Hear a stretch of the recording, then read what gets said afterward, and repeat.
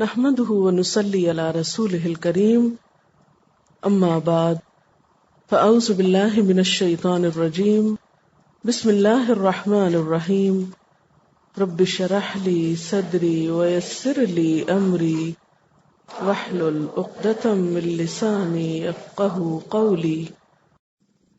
آیت نمبر 221.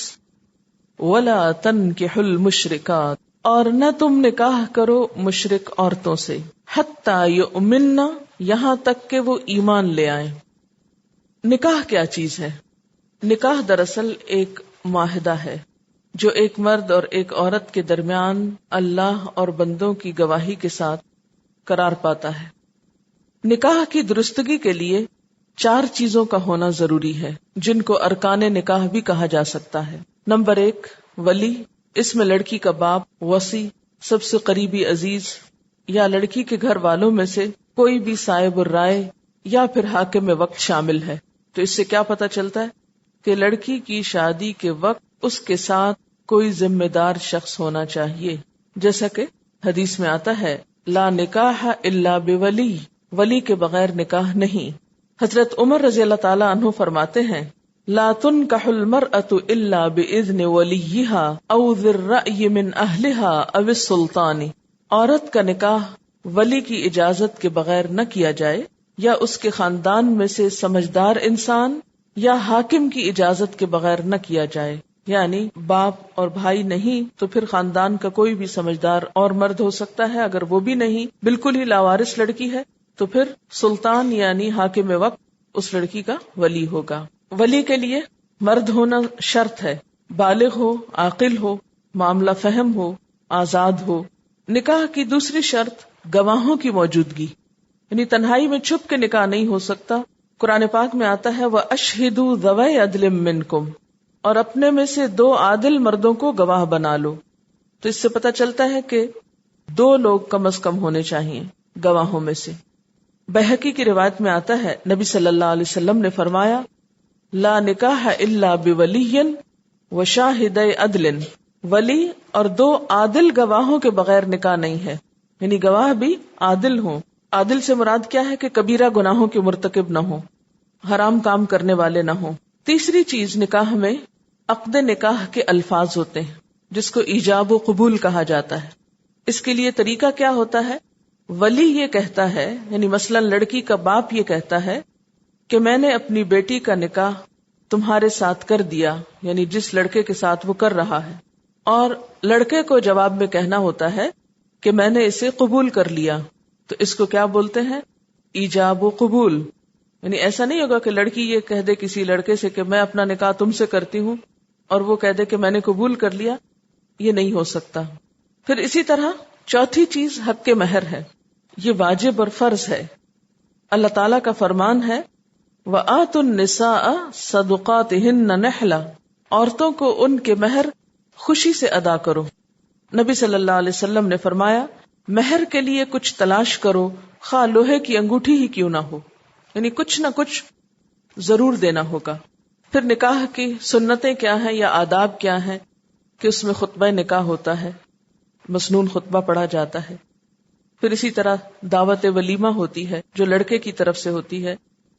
حضرت عبد الرحمن بن عوف نے شادی کی تو نبی صلی اللہ علیہ وسلم نے فرمایا اولم ولو بشاۃ، ولیمہ کرو خواہ ایک بکری کے ذریعے. پھر اسی طرح نکاح کا اعلان دف اور غنا وغیرہ کے ذریعے. نبی صلی اللہ علیہ وسلم نے فرمایا حلال اور حرام نکاحوں کے درمیان دف بجانے اور شہرت دینے سے امتیاز ہوتا ہے. حلال نکاح جو ہے وہ کیسے ہوتا ہے؟ اس کا اعلان کیا جاتا ہے، اس لیے خفیہ نکاح جو ہے اس کی کوئی حیثیت نہیں اور یہ ممنوع ہے. جب نکاح ہو تو اس کو اناؤنس کرنا چاہیے، بتانا چاہیے. اور دف کیا ہوتا ہے؟ ایک طرح سے میوزیکل انسٹرومنٹ ہے جو 1 سائیڈڈ ہوتا ہے. ڈھول 2 طرف سے ہوتا ہے نا، دف ایک طرف سے ہوتا ہے.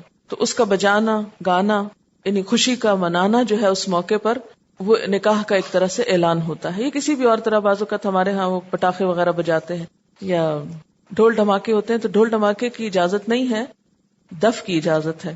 پھر اسی طرح اس موقع پر میاں بیوی کے لیے دعا بھی کرنی چاہیے. حضرت ابو ہریرہ رضی اللہ تعالی عنہ فرماتے ہیں کہ نبی صلی اللہ علیہ وسلم جب کسی کو دعا دیتے تو فرماتے بارک اللہ لکا و بارک علیکا و جمع بینکما فی خیر. ترجمہ ہے اللہ تعالیٰ تیرے لیے اور تجھ پر برکت فرمائے اور تم دونوں کو خیر میں اکٹھا رکھے. اسی طرح شوال میں شادی اور رخصتی مستحب ہے، یعنی فرض نہیں ہے، مستحب ہے، پسندیدہ ہے. حضرت عائشہ فرماتی ہے کہ رسول اللہ صلی اللہ علیہ وسلم نے شوال کے مہینے میں میرے ساتھ نکاح کیا، شوال میں ہی آپ مجھے اپنے گھر لائے، تو اس سے اس کا مستحب ہونا ثابت ہوتا ہے. حضرت عائشہ اپنی رشتہ دار لڑکیوں کے لیے شوال کے مہینے کو شادی کے لیے پسند فرماتی. اسلام میں کسی برات کا، کسی جہیز کا اور مہندی کا کوئی تصور نہیں. نکاح کے جو لوازمات تھے وہ میں نے آپ کے سامنے رکھ دیے. اب اس پس منظر میں ان آیات کو سمجھیے. وَلَا تَنْكِحُ الْمُشْرِكَاتِ، تم مشرک عورتوں سے نکاح نہ کرو. یعنی مرد کے لیے ولی کا ہونا ضروری نہیں، وہ خود اکیلے بھی پروپوز کر سکتا ہے، لیکن شرط کیا ہے؟ مومن عورت ہو، مشرک نہ ہو. مشرک کس کو کہتے ہیں؟ بت پرست کو. حتی یؤمنن، یہاں تک کہ وہ ایمان لے آئیں، مومن ہو جائیں تو پھر نکاح ہو سکتا ہے. پھر فرمایا وَلَأَمَةٌ مُؤْمِنَةٌ خَيْرٌ مِّن مُشْرِكَةٍ وَلَوْ أَعْجَبَتْكُمْ. امتن کا معنی ہے لونڈی، خواہ زر خرید ہو یا وراثت میں ملی ہو یا غنیمت میں ہاتھ لگی ہو. وَلَأَمَةٌ مُؤْمِنَةٌ خَيْرٌ مِّن مُشْرِكَةٍ وَلَوْ أَعْجَبَتْكُمْ. یہاں دو باتیں پتہ چلتی. ایک تو یہ بات پتہ چل رہی ہے کہ نکاح کے لیے ایمان ضروری ہے. دوسری بات یہ کہ دین کو ترجیح دینی چاہیے. حضرت ابو ہریرہ رضی اللہ تعالی عنہ سے روایت ہے کہ نبی صلی اللہ علیہ وسلم نے فرمایا عورت سے 4 باتوں کی وجہ سے نکاح کیا جاتا ہے: اس کے مالدار ہونے کی وجہ سے، اس کے حسن کی وجہ سے، اس کے حسب نسب کی وجہ سے، اس کے دین کی وجہ سے. ان میں سے جس نے دین کی وجہ سے نکاح کیا وہ کامیاب ہوا. اور خاک آلود ہو تیرے ہاتھ، یعنی اگر تو مال اور حسب اور حسن کے سبب نکاح کرے صرف اور دین کو چھوڑ دے تو آپ نے کیا فرمایا؟ تمہارے ہاتھ خاک آلود ہوں، یعنی ناپسند کیا اس بات کو. نبی صلی اللہ علیہ وسلم نے شادی کے موقع پر عورت کے چناؤ میں سب سے اہم چیز جو بیان فرمائی وہ اس کی نیکی اور تقوی ہے. فرمایا الدنیا کلھا متاع وخیر متاع الدنیا المرأة الصالحہ. دنیا ساری کی ساری متاع ہے اور دنیا کی بہترین متاع نیک عورت ہے. تو اس سے پتہ یہ چلتا ہے کہ مسلمانوں میں سے بھی شادی کے وقت اس عورت کا انتخاب کرنا چاہیے جو نیک ہو. کہاں یہ کہ انسان مشرک عورت سے شادی کر لے. اس سلسلے میں جو استثناء رکھا گیا وہ یہ کہ اہل کتاب عورت سے شادی کی جا سکتی ہے، یعنی یہودی عورت یا عیسائی عورت سے. ایسا نکاح قانوناً درست ہوگا، لیکن بعض روایات اس بات پر گواہ ہیں کہ یہ نکاح بھی کچھ پسندیدہ نہیں، کیونکہ پسندیدہ کیا ہے کہ دین کو نمبر 1 رکھو، باقی چیزیں سیکنڈری ہیں. اگر کوئی شخص کسی کرسچن یا جیو عورت سے بھی شادی کرتا ہے تو صرف قانونی رخصت ہے، پسندیدہ نہیں. اس کی وجہ یہ ہے کہ شادی جو ہے وہ صرف 2 افراد کی دوستی کا نام نہیں ہے یا 2 افراد کے کچھ وقت اکٹھا رہنے کا نام نہیں ہے. وہ ایک خاندان کی بنیاد ہے، اس سے آگے نسلیں چلتی ہیں. اور اسلام میں کیا ہے کہ ہر مسلمان ماں باپ کی یہ ذمہ داری ہے کہ وہ اپنی بیوی بچوں کو آگ سے بچائے. محض ان کے کھانے پینے کا ہی انتظام نہ کرے بلکہ ان کی دین اور آخرت کی بھی فکر کرے، جیسا کہ قرآن پاک میں آتا ہے یا ایھا الذین آمنوا قوا انفسکم واہلیکم نارا. اے لوگو جو ایمان لائے ہو، بچاؤ اپنے آپ کو اور اپنے گھر والوں کو آگ سے. تو جب اہل و عیال کو آگ سے بچانا ہے تو اس کے لیے ضروری ہے کہ ان کی اچھی تربیت ہو، اور اچھی تربیت ایک نیک عورت ہی کر سکتی ہے، ایک مشرک عورت نہیں کر سکتی، یا پھر ایک نان مسلم یا اہل کتاب کی عورت بھی اس طرح نہیں کر سکتی. یہی وجہ ہے کہ ہم دیکھتے ہیں کہ حضرت عمر رضی اللہ تعالی عنہ نے جب دیکھا کہ عراق اور شام کے علاقوں میں مسلمان کتابیہ عورت سے شادی کرنے لگے ہیں، یعنی اہل کتاب عورت سے، تو آپ نے ایک آرڈیننس یا حکم کے ذریعے اس کو روک دیا، اس کو منع کر دیا، کیونکہ اس سے اندیشہ تھا کہ مسلمانوں کی آئندہ نسلیں کہیں اپنا دین نہ بدل بیٹھیں. وَلَا تُنْكِحُ الْمُشْرِكِينَ، اور نہ تم نکاح کر کے دو مشرک مردوں کو، حَتَّى يُؤْمِنُوا، یہاں تک کہ وہ ایمان لے آئیں. یہاں پر آپ غور کیجئے کہ جب مردوں کے لیے حکم آیا تو لفظ تھا تنکحو، جس کا معنی ہوتا ہے نکاح کرنا، اور جب عورتوں کے لیے حکم آیا تو کیا تھا ولا تنکحو، تو اس زبر اور پیش کی وجہ سے معنی میں فرق ہے. اور نہ نکاح کر کے دو، اس کا مطلب ہے کہ عورت خود نہیں نکاح کر سکتی، کسی اور کو ہی نکاح کر کے دینا ہے اس کو. حتی یؤمنو، یہاں تک کہ وہ ایمان لے آئیں، مسلمان ہو جائیں. ولعبد مؤمن خیر من مشرک ولو اعجبکم، ایک مومن غلام مشرک سے بہتر ہے اگرچہ وہ تمہیں بہت پسند ہو. کیونکہ عام طور پر شادی کے موقع پر پسند و ناپسند کو بہت اہمیت دی جاتی. بعض لوگ تو اسے زندگی موت کا مسئلہ بنا لیتے ہیں، حالانکہ پسند و ناپسند نکاح میں ایک فیکٹر تو ہو سکتا ہے، لیکن پورے خاندان کی بنیاد اور آئندہ نسلوں کے لیے صرف یہی ایک وجہ کافی نہیں ہو سکتی، اور نہ ہی یہ کوئی بہت بڑی پائیدار وجہ ہے، اس لیے کہ دل کی حالتیں تو بدلتی رہتی ہیں. آج کسی شخص سے آپ کو بہت محبت ہو سکتی، کل وہی شخص آپ کی نگاہوں سے اتر بھی سکتا ہے. اور اگر آپ نے باقی چیزیں نہ دیکھی، نہ اس کا دین دیکھا، نہ اس کا حسب نسب، نہ کاروبار، نہ کام، نہ اس کا اخلاق، نہ کردار دیکھا، تو پھر کیا ہوگا؟ آج اگر دل بدلا اور پسند ختم ہوئی تو پھر تو پوری عمارت دھڑام سے نیچے آ گرے گی، کیونکہ ایک دل ہی کا تو اعتبار نہیں، اس کے بدلتے تو کچھ دیر نہیں لگتی. کوئی بھی شخص یہ نہیں کہہ سکتا کہ آج تک جن جن چیزوں کو میں پسند کرتا تھا ابھی تک انہی کو کرتا اور آئندہ بھی کروں گا. آپ کی کتنی ہی سوچیں، کتنے ہی نظریات، کتنے ہی خیالات، کتنے ہی احساسات، کتنے ہی جذبات کتنی بار تبدیل ہو چکے. جب آپ بچے تھے آپ کی پسند کچھ اور تھی، بڑے ہوئے کچھ اور ہو گئی، اور یہ پسند کے معیار تو زندگی میں ساتھ ساتھ بدلتے رہتے ہیں. اس لیے اسلام میں اس بات کی کوئی گنجائش نہیں کہ ایک مرد اور عورت کا نکاح محض پسند کی بنیاد پر ہو، اور خاص طور پر لڑکی کے لیے کہ وہ ولی کی، خاندان کی پروٹیکشن چھوڑ کے، ان سب سے بائیک آؤٹ کر کے جنہوں نے اسے پیدا کیا، پالا پوسا، بڑا کیا، ان سب کو خیر باد کہہ کے وہ ایک نئے خاندان میں یا ایک نئے شخص کے ساتھ بغیر کسی سیکیورٹی کے زندگی بسر کرنے کا خود سے خود فیصلہ کر لے، یہ چیز اس کے لیے انتہائی خطرناک ہو سکتی ہے. تو یہاں پر کیا فرمایا جا رہا ہے؟ خواہ تم کو پسند ہی کیوں نہ ہو، لیکن ایمان کے معاملے میں کمپرومائز نہیں کیا جا سکتا، اس لیے کہ اس میں تمہارا بڑا نقصان ہے، تمہاری ہلاکت ہے. آج دنیا کے چند دن تو ہو سکتا ہے بہت خوشگوار گزر بھی جائیں، لیکن اگر تم اپنے ایمان سے ہاتھ دھو بیٹھے تو کیا بنے گا؟ اور پھر پسند و ناپسند کا، محبت کا معیار اسلام میں ظاہری شکل و صورت نہیں، کسی کی دولت اور مال نہیں، نسل نہیں، رنگ نہیں، آزادی اور غلامی نہیں، بلکہ ایمان اور عمل صالح ہے. محبت کا معیار کیا ہے؟ کسی سے بھی محبت کا معیار ایمان اور عمل صالح ہے، کیونکہ انسان اس کے دین پر ہوتا ہے جس سے وہ محبت کرتا ہے. تو اس لیے انسان کو ہمیشہ یہ دیکھنا چاہیے کہ وہ کس کی محبت میں گرفتار ہو رہا ہے، کیونکہ محبت کے معاملات ایسے ہوتے ہیں کہ جس کی بنیاد پر انسان بڑی بڑی قربانیاں دے جاتا ہے. کہیں ایسا نہ ہو کہ اس محبت کی خاطر تم اپنے ایمان کی قربانی دے جاؤ. ایسا کرو گے تو خدا کو منہ نہ دکھا سکو گے. اسی لیے صاف فرما دیا گیا وَلَعَبْدٌ مُؤْمِنٌ خَيْرٌ مِّن مُشْرِكٍ، ایک غلام، ایک ادنا درجے کا انسان جس کی معاشرے میں، سوسائٹی میں کوئی ویلیو نہیں، جس کے پاس کچھ مال نہیں، کچھ زندگی کی رونق نہیں، اللہ کی نظر میں وہ کہیں زیادہ بڑا ہے اس مشرک سے جس کے پاس بہت دنیا ہے یا بہت ہینڈسم اور سمارٹ ہے اور تمہارے دل میں بہت اترا ہوا ہے. نہیں.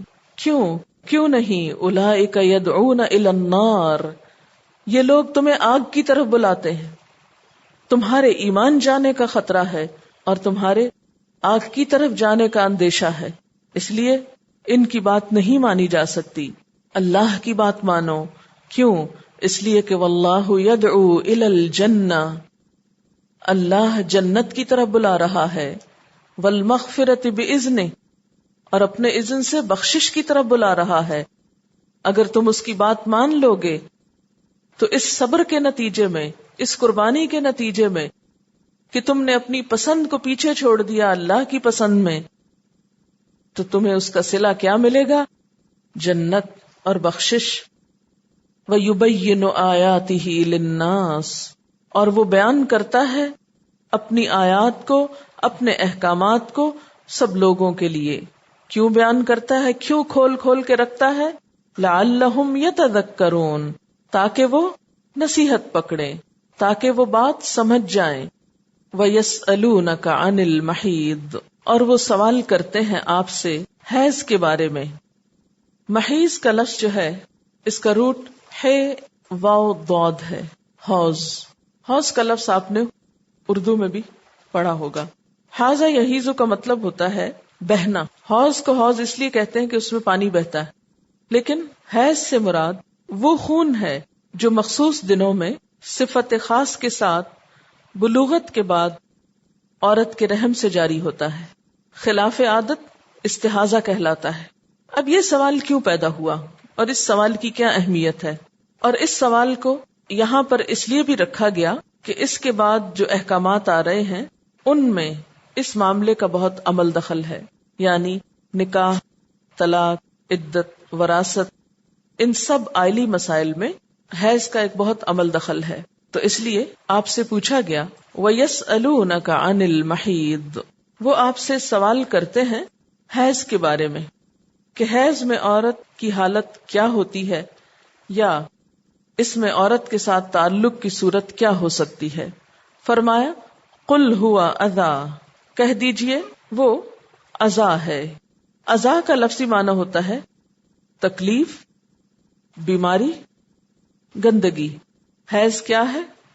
ایک تکلیف کی حالت ہے, بیماری کی سی حالت ہے, یعنی صحت کی نسبت بیماری کے قریب ہوتا ہے انسان. اور گندگی ہے, نجاست ہے. اس کو نجاست کہنا تو سمجھ میں آتا ہے, گندگی کہنا تو سمجھ میں آتا ہے, لیکن اگر اس سے مراد بیماری اور تکلیف لی جائے تو بھی آپ دیکھیں کہ ان دنوں میں عورت کے اندر جسمانی تبدیلیاں جو ہوتی ہیں ان کی وجہ سے بسا اوقات بہت چڑچڑا پن اور بلڈ لاس کی وجہ سے انسان کے اندر ایک ان ایزینس کی کیفیت, پھر اسی طرح ہارمونل چینجز کی وجہ سے بسا اوقات جسم کے کچھ حصوں میں اسٹفنس ہو جاتی ہے, پھر اسی طرح بسا اوقات موڈز بہت سوئنگ کرتے ہیں, یعنی اپ اینڈ ڈاؤن ہوتے ہیں, بے تحاشا غصہ یا ایک سستی اور کاہلی کی سی کیفیت. تو بنیادی طور پر کہنا یہ مقصود ہے کہ یہ کیفیت جب عورت پر گزرتی ہے تو اس کے ساتھ معاملہ مختلف کیا جائے گا بنسبت ان دنوں کے جب وہ اس کیفیت میں نہیں ہوتی, کیونکہ آگے طلاق دینے کی بات آ رہی ہے اور پھر عدت کی اور دیگر معاملات کی, تو اس لیے اس کو سمجھنا ضروری تھا. فَاعْتَزِلُوا النِّسَاءَ فِي الْمَحِيضِ, پس الگ رہو عورتوں سے حیض میں. الگ رہو سے مراد کیا ہے؟ عین زے لام عزل کا معنی ہوتا ہے الگ ہونا. مراد اس سے یہ ہے کہ بیوی کے ساتھ ان دنوں میں ہم بستری یا سیکشل انٹرکورس منع ہے. وَلَا تَقْرَبُوهُنَّ, اور ان کے قریب نہ جاؤ, حَتَّى يَطْهُرْنَ, یہاں تک کہ وہ پاک ہو جائیں. یعنی شوہر اور بیوی کا جسمانی تعلق اس وقت تک نہ ہو جب تک کہ عورت اس حالت سے باہر نہ آ جائے. یطہرنا کا لفظ جو ہے توئے ہیرے سے, طہر سے, اس کا ایک معنی تو یہ بیان کیا گیا ہے کہ خون بند ہو جائے اور غسل ابھی نہ بھی کیا ہو تو محض خون کا بند ہونا طہر ہے. اور دوسرا معنی یہ ہے کہ خون بند ہونے کے بعد غسل بھی کر لیا جائے, کیونکہ آگے آتا ہے فَإِذَا تَطَهَّرْنَ, پھر جب وہ پاک ہو جائیں یعنی غسل کر لیں. تطہر باب تفاعل سے ہے, فَأْتُوهُنَّ, تو آؤ ان کے پاس, مِنْ حَيْثُ أَمَرَكُمُ اللَّهُ, جہاں سے حکم دیا تم کو اللہ نے. قرآن پاک کی اس آیت سے تو یہ پتہ چلتا ہے کہ شوہر اور بیوی کا تعلق منع ہے, لیکن اس کے علاوہ کچھ اور کام ایسے ہیں جو حالت حیض میں نہیں کیے جانے چاہیے. نمبر 1, عورت نماز نہیں پڑھ سکتی, اور اس دوران کی نماز معاف ہے, اس کی قضا واجب نہیں. نمبر 2, روزے نہیں رکھ سکتی لیکن روزوں کی قضا ہے. نمبر 3, طواف کعبہ نہیں کر سکتی, البتہ حج کے باقی ارکان بجا لا سکتی ہے, یعنی منا, عرفات وغیرہ میں جا سکتی. طواف کعبہ اسی وقت ہوگا جب کہ وہ پوری طرح پاک ہو جائے. نمبر 4, وہ کعبہ میں یا کسی مسجد میں داخل نہیں ہو سکتی, مسجد میں جانا منع ہے, الا یہ کہ مسجد سے منسلک اگر کوئی کمیونٹی سینٹر ہے یا اس کا صحن ہے یا کوئی گزرگاہ ہے تو گزرنے کی اجازت ہے. یا مسجد کے ساتھ ساتھ جو اور عمارتیں ہیں مسجد کا حصہ، جیسے باہر کے ملکوں میں اسلامک سینٹرز عام طور پر اس طرح ہوتے ہیں کہ وہ نماز کے علاوہ کمیونٹی سینٹر اور اسکول کا بھی کام دیتے ہیں. یعنی بہت سی جگہ ایسی کہ جہاں مسجد بھی اور مسجد کے ساتھ اسکول بھی ہے، کمیونٹی سینٹر بھی ہے، کھیل کود کی جگہ بھی ہے. تو اس سارے ایریا میں جانا منع نہیں، صرف اس ایریا میں جانا منع ہے جہاں 5 وقت نماز با جماعت ہوتی ہو. پھر اسی طرح قرآن پاک کو نہیں چھو سکتی، البتہ زبانی تلاوت کی اکثر علماء کے نزدیک اجازت ہے. اسی طرح سیکھنے کے لیے اجازت ہے. قرآن پاک سے مراد کیا ہے؟ یہ ٹیکسٹ کے الفاظ. تو اس حالت میں عربی عبارت کو ہاتھ نہیں لگانا چاہیے. اگر تعلیم کی غرض سے ضرورت ہو تو کیا کیا جا سکتا ہے؟ گلوز پہنے جا سکتے ہیں یا کسی کپڑے کو بیچ میں رکھ کے لکھا جا سکتا ہے، یعنی ہاتھ کے گرد کپڑا ہو اور پین بیچ میں سے لے کر لکھا جائے. یا پھر یہ ہے کہ کوئی ٹیشو پیپر یا کوئی کاغذ اور رکھ لیا جائے. تو اس حالت میں قرآن پاک کے الفاظ کو نہیں چھونا چاہیے. باقی رہی جلد تو ظاہر ہے کہ یہ پلاسٹک یا یہ گتا تو قرآن پاک نہیں ہے نا، تو اس کو اگر اٹھا لیا یا اس کو کھول بند کر لیا یا کوئی تفسیر کی کتاب ہے اور کاغذ کو پکڑ لیا تو اس کی ممانعت نہیں ہے، اس کی اجازت ہے. اس کے بارے میں میرے سامنے اس وقت سعودی عرب کے مفتی عام علامہ عبدالعزیز بن عبداللہ بن باز کا فتویٰ ہے. میں اس کو ایز اٹ از پڑھ دیتی ہوں. اگر آپ کو اس کی کاپی چاہیے ہو تو میں اویلیبل کر دوں گی انشاءاللہ، تاکہ آپ خود اپنے پاس بھی دلیل رکھیں اور کوئی اور بھی پوچھے تو اس کو بتا سکیں. ان سے کسی نے سوال کیا تھا، ہم گرلز کالج کی طالبات کے لیے قرآن کریم کا ایک پارہ حفظ کرنا ضروری ہے. کبھی کبھی امتحان کا وقت پیریڈز کے دنوں میں آ جاتا ہے، تو کیا یہ جائز ہے کہ قرآن کی سورت کاغذ پر لکھ کر یاد کی جائے؟ جواب: علماء کا صحیح قول یہ ہے کہ حیض اور نفاس والی عورت کے لیے بغیر مصحف چھوئے قرآن پڑھنا جائز ہے، یعنی مصحف کو چھوئے بغیر اس کو پڑھتے رہنا درست ہے، اس لیے کہ عدم جواز کی کوئی دلیل ثابت نہیں ہے. عدم جواز کا کیا مطلب ہے؟ کہ یہ جائز نہیں، اس کی کوئی دلیل نہیں ہے. دونوں قسم کی عورتیں کسی پاک کپڑے کے ذریعے قرآن کو پکڑ کر پڑھ سکتی ہیں. اس طرح کاغذ پر لکھ کر ضرورت کے وقت اس کی مدد سے بھی پڑھا جا سکتا ہے. البتہ جنبی قرآن نہیں پڑھے گا جب تک کہ غسل نہ کر لے، اس لیے کہ صحیح حدیث عدم جواز پر دلالت کرتی ہے. یعنی صحیح حدیث سے پتہ چلتا ہے کہ جنابت کی حالت میں قرآن کو نہیں پڑھنا چاہیے.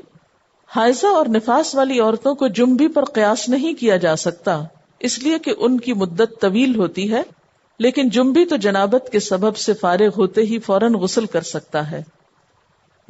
پھر دوسرا سوال ہے، کیا حائضہ عورت عرفات میں کتاب کی مدد سے دعائیں پڑھ سکتی ہے؟ یعنی یہ جو ذکر اذکار وغیرہ ہم پڑھتے ہیں، جبکہ اس میں قرآن کریم کی آیات بھی ہوتی ہیں. تو جواب ہے، حیض اور نفاس والی عورت مناسک حج سے متعلق لکھی گئی کتابوں میں موجود دعائیں پڑھ سکتی ہے، بلکہ صحیح قول کے مطابق قرآن بھی پڑھ سکتی ہے، اس لیے کہ اس کے بارے میں کوئی ایسا صحیح اور صریح نص موجود نہیں. یعنی کہیں قرآن میں یا حدیث میں منع نہیں کیا گیا کسی بھی صحیح حدیث کے مطابق جو حیض اور نفاس والی عورت کو قرآن پڑھنے سے روک رہا ہو. صرف جنبی کے بارے میں حضرت علی رضی اللہ تعالی عنہ کی روایت آتی ہے کہ حالت جنابت میں قرآن نہ پڑھے. حیض اور نفاس والی عورت کے بارے میں حضرت ابن عمر کی روایت آتی ہے کہ حائضہ اور جنبی قرآن کا کوئی حصہ نہ پڑھے، لیکن یہ ضعیف حدیث ہے کیونکہ اسے اسماعیل بن عیاش نے حجازی راویوں سے روایت کیا ہے، اور جب وہ حجازیوں سے روایت کرتے ہیں تو محدثین کے نزدیک ضعیف ہوتے ہیں. یعنی ایک حدیث جس سے یہ پتہ بھی چلتا ہے تو وہ حدیث صحیح نہیں ہے، ضعیف ہے، اور ضعیف حدیث کی وجہ سے آپ ایک اہم کام کو چھوڑ نہیں سکتے. لیکن وہ قرآن کو بغیر چھوئے زبانی پڑھے گی، البتہ جنبی جب تک غسل نہ کر لے اس کے لیے قرآن پڑھنا زبانی یا مصحف کی مدد سے جائز نہیں. اور ان دونوں کے درمیان فرق یہ ہے کہ جنبی کا وقت مختصر ہوتا ہے، اس لیے کہ مباشرت سے فراغت کے بعد فوراً ہی غسل کر سکتا ہے اور معاملہ اس کے اپنے اختیار میں ہے، جب چاہے غسل کر لے. اگر پانی کے استعمال سے عاجز ہے تو تیمم کر کے نماز اور قرآن پڑھ سکتا ہے. لیکن حیض اور نفاس والی عورت کا معاملہ اس کے اختیار میں نہیں بلکہ اللہ کے اختیار میں ہے، اور اس میں کئی دن لگ جاتے ہیں. نفاس کا معاملہ بھی ایسا ہی ہے. اس لیے ان دونوں کو قرآن پڑھنے کی اجازت دی گئی تاکہ بھول نہ جائیں اور قرآن اور قرات کی فضیلت اور احکام شریعت کو سیکھنے سے محروم نہ رہیں۔ معلوم ہوا کہ ان کے لیے ایسی کتابوں کا پڑھنا بدرجہ اولا جائز ہوگا جن میں قرآن و حدیث کی مخلوط دعائیں ہوتی ہیں، یعنی ملی جلی ہوتی ہیں۔ علماء کرام کے دونوں اقوال میں یہی صائب اور صحیح ہے، یعنی قول دونوں پائے جاتے ہیں، جبکہ درست بات یہی ہے کہ عورت پڑھ سکتی ہے، بس صرف یہ ہے کہ ڈائریکٹ ٹیکسٹ کو ٹچ نہ کرے بغیر وضو کے، یا اس کے ہاتھ پہ گلوز ہو یا کپڑا ہو یا کاغذ ہو۔ تو اس سے پتہ کیا چلا؟ دلیل کیا ہے کہ جس چیز کو بنیاد بنایا جاتا ہے وہ بنیاد ہی ضعیف ہے۔ تو ضعیف حدیث کی وجہ سے اتنے بڑے خیر سے انسان کو محروم نہیں رہنا چاہیے۔ مثلاً اگر ایک حافظہ لڑکی ہے تو آپ خود سوچیں کہ اگر ایک ہفتہ تک وہ قرآن چھوڑ دے، یا بچے کی پیدائش کے بعد 40 ڈیز تک وہ قرآن کو نہیں پڑھے، تو اس کو تو بھول جائے گا سب کچھ۔ تو ان کو تو اپنا پچھلا ورد کرنا پڑتا ہے، ذکر کرنا پڑتا ہے۔ تو قرآن کو بھلانا کتنا بڑا گناہ ہے۔ یاد رکھیے کہ مخصوص ایام کے علاوہ جو بلیڈنگ ہوتی ہے اس کو استحاضہ کہا جاتا ہے، اس کے احکام مختلف ہیں۔ اس میں عورت کو نماز بھی پڑھنا ہوتی ہے، روزہ بھی رکھنا ہوتا ہے، طواف بھی کر سکتی ہے، قرآن بھی پڑھ سکتی ہے، شوہر کے پاس بھی جا سکتی ہے۔ اس میں یہ پابندی نہیں، کیونکہ وہ ایک بیماری ہے جو حیض سے مختلف ہے، irregular بلیڈنگ مخصوص دنوں کے علاوہ۔ پھر فرمایا فَإِذَا تَطَهَّرْنَ، پھر جب وہ پاک ہو جائیں یعنی غسل کر لیں، فَأْتُوهُنَّ مِنْ حَيْثُ أَمَرَكُمُ اللَّهُ، تو آؤ ان کے پاس جہاں سے اللہ نے تم کو حکم دیا، یعنی فطری طریقے پر، فرج سے، کیونکہ حالت حیض میں اسی وجہ سے تو روکا گیا تھا۔ اس کے علاوہ کسی اور طریقے سے عورت کے ساتھ تعلق قائم کرنا ناجائز ہے۔ اگر جائز ہوتا تو پھر حالت حیض میں روکنے کی ضرورت ہی نہیں تھی، کیونکہ نبی صلی اللہ علیہ وسلم نے اس شخص پر لعنت کی ہے جو قوم لوط جیسا عمل کرے، یعنی اپنی بیوی کی دبر سے جائے اس کے پاس۔ اسی میں پھر اورل سیکس کی ممانعت بھی آتی ہے۔ یہ سب غیر فطری طریقے ہیں۔ سورۃ المؤمنون میں فرمایا گیا فَمَنِ ابْتَغَىٰ وَرَاءَ ذَلِكَ فَأُولَٰئِكَ هُمُ الْعَادُونَ، جو اس کے علاوہ کچھ اور چاہے گا یہی لوگ حد سے بڑھنے والے ہیں، زیادتی کرنے والے ہیں۔ مجھے معلوم ہے یہ باتیں بہت حیا کی ہیں، لیکن دین کے معاملے میں ایسا حیا جو انسان کو صحیح بات ہی نہ بتا سکے وہ درست نہیں۔ لا حیا فی الدین۔ اور خواتین کو اگر خواتین نہیں سکھائیں گی تو کون سکھائے گا؟ تو بہت سی خواتین شرم کے مارے نہ کسی سے پوچھتی ہیں، نہ جانتی ہیں، اور غلط چیزوں کا ارتکاب کرتی رہتی ہیں۔ اس لیے یہ مناسب موقع ہے کہ بات واضح کر دی جائے۔ یعنی یہاں سوال یہ تھا کہ حالت حیض میں کیوں روکا گیا؟ اگر اورل سیکس جائز ہوتی تو حالت حیض میں بھی اورل سیکس سے تو کوئی فرق نہیں پڑتا۔ فَإِذَا تَطَهَّرْنَ فَأْتُوهُنَّ مِنْ حَيْثُ أَمَرَكُمُ اللَّهُ، امرکم اللہ جو حکم دیا اللہ نے، یعنی فطری حکم۔ کہیں لکھا ہوا یہ حکم تو نہیں ہے لفظوں میں، لیکن فطری حکم ہے۔ یہ بالکل ایسا ہی ہے جیسے مثلاً کھانے کے لیے آپ نوالا کہاں ڈالتے ہیں؟ ناک میں یا کان میں؟ منہ میں ڈالتے ہیں نا۔ تو کہاں لکھا ہوا کہ منہ میں کھانا ڈالو؟ کہیں نہیں لکھا ہوا نا۔ تو اسی طرح یہ حکم کہیں لفظوں میں نہیں لکھا ہوا، مگر فطری حکم ہے، اس لیے کہ اس کے علاوہ کوئی اور طریقہ اختیار کرنا خلاف فطرت ہے۔ ان اللہ، بے شک اللہ تعالی، یحب التوابین، محبت رکھتا ہے توبہ کرنے والوں سے۔ یہ کیوں کہا گیا؟ توبہ کی یہاں کہاں بات آ گئی اور کیوں آ گئی؟ کہ اگر اس حکم کے جاننے سے پہلے کوئی شخص غلط کام کرتا رہا ہے، غیر فطری طریقے اختیار کرتا رہا ہے، تو اب وہ کیا کرے؟ توبہ کرے، اس سے باز آ جائے۔ اور توبہ کی شرائط کیا ہے؟ جو کیا ہے اس پر ندامت ہو اور حال میں چھوڑ دے، اور آئندہ کے لیے وعدہ کرے کہ ایسا کبھی نہیں ہوگا۔ وَيُحِبُّ الْمُتَطَهِّرِينَ، اور محبت رکھتا ہے پاک رہنے والوں سے، پاکیزگی اختیار کرنے والوں سے۔ اللہ تعالیٰ کو ایسے لوگ پسند نہیں کہ جو غیر فطری طریقے اختیار کریں یا ایسی حالت میں عورت کے پاس جائیں۔ وآخر دعوانا ان الحمد للہ رب العالمین۔